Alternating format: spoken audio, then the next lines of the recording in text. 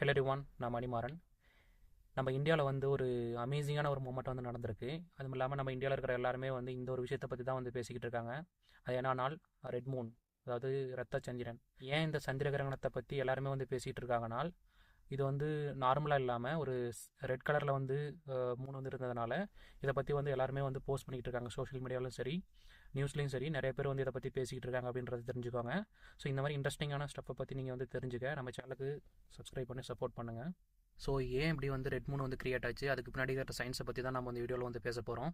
Lunar Eclipse, அதாவது சந்திர கிரகணம் எப்படி வந்து நடக்குதுன்ற பின்னாடி வந்து ஒரு பேசிக் சயின்ஸ் என்னென்னா, சூரியனுக்கும் சந்திரனுக்கும் இடையில வந்து பூமி இருக்கும். ஸோ டேரெக்டாக வந்து சன்லேருந்து வர அந்த வெளிச்சம் வந்து சந்திரன் மேலே வந்து டேரெக்டாக வந்து படாது. பூமியை தாண்டி தான் அந்த அந்த ஒரு வெளிச்சம் வந்து போகணும். ஸோ இடையில வந்து பூமி வந்துடுறதுனால பூமியோட நிழல் மட்டும்தான் வந்து சந்திரன் மேலே வந்து படும். ஸோ அப்படி வந்து சூரியனோட வெளிச்சம் வந்து பூமியோட அந்த வளிமண்டலம், அதாவது அந்த அட்மாஸ்பியரை வந்து அதை கடந்து போகும்போது மற்ற எல்லா கலருமே வந்து நெக்லெக்ட் பண்ணிவிட்டு ஒன்லி ரெட் கலர் மட்டும் தான் வந்து பாஸ் பண்ணுமாமா.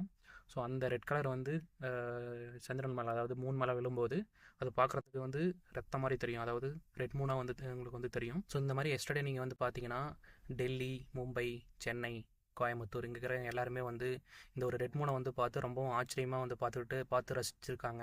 இந்த ஃபேஸ்புக், ட்விட்டர், அதுக்கப்புறம் இன்ஸ்டாகிராம், இது எல்லாம் இந்த சோஷியல் மீடியாவில் எல்லாத்துலேயும் பார்த்தீங்கன்னா இருக்கிற எல்லா சோஷியல் மீடியா பிளாட்ஃபார்ம்லேயுமே இந்த மூனோட பிக்சர் தான் வந்து எல்லாத்துலேயுமே வந்து போஸ்ட் பண்ணிக்கிட்டு இருக்காங்க. ரொம்பவும் ட்ரெண்டிங்காக வந்து பேசிக்கிட்டு இருக்காங்க. நிறைய பேர் வந்து இதை அப்போகலிப்ஸ் மூணுன்னு சொல்லிட்டு நிறைய காமெடியாக வந்து ஒரு சில விஷயம்லாம் வந்து பரவிக்கிட்டு இருக்கு. தமிழ்நாட்டில் பார்த்தீங்கன்னா இருக்கிற அந்த ஆஸ்ட்ராலஜிஸ்ட்லாம் வந்து பார்த்தீங்கன்னா இதை வந்து ஆஸ்ட்ராலஜியோட கம்பேர் பண்ணி அதோட கனெக்ட் பண்ணி வந்து பேசிக்கிட்டு இருக்காங்க. சயின்ஸ் படி நீங்கள் வந்து பார்த்தீங்கன்னா இந்த ரெட் மூணுன்ற ஒரு விஷயம் வந்து ஒரு இயற்கையான நேச்சுரலான ஒரு மொமெண்ட் தான். ஆனால் வந்து நம்ம இந்தியனோட கலாச்சாரம், தமிழ்நாட்டோட கலாச்சாரம் வந்து அதை வச்சு பார்த்தோம்னா இதில் வந்து ரொம்பவும் ஒரு ஸ்பெஷலான இடத்த வந்து கொடுக்குறாங்க. இது வந்து இந்த ஒரு ரெட் மூன் வந்து பார்த்தீங்கன்னா சயின்ஸ் படி பார்த்தீங்கன்னா இதை வந்து பார்க்குறதுனாலையோ இது வந்து நடக்கிறதுனாலையோ இந்த நம்ம இடத்துக்கு வந்து ஏதோ பிரச்சனை வருமானு கேட்டிங்கன்னா எந்த ஒரு ப்ராப்ளமே வந்து கிடையாது. ஸோ சிம்பிளாக வந்து சொல்ல போனால் இந்த ரெட் மூன் வந்து நம்மளுக்கு என்ன சொல்ல வருதுன்னா, இந்த சந்திர கிரகணம் இருட்டிலையுமே வந்து ஒரு அழகான ஒரு விஷயம் இருக்குது, இந்த பூமியில் இந்த இடத்துல வந்து இருக்குது அப்படின்ற ஒரு விஷயத்தை தான் நம்மளுக்கு வந்து எக்ஸ்பிரஸ் பண்ணுது.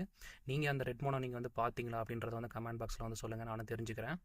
மறக்காமல் இந்த வீடியோ வந்து உங்கள் ஃப்ரெண்ட்ஸுக்கு வந்து ஷேர் பண்ணுங்கள், சப்ஸ்கிரைப் பண்ணுங்கள். இந்த வீடியோ உங்களுக்கு பிடிச்சிருந்தா லைக் பண்ணுங்கள். And see you next video.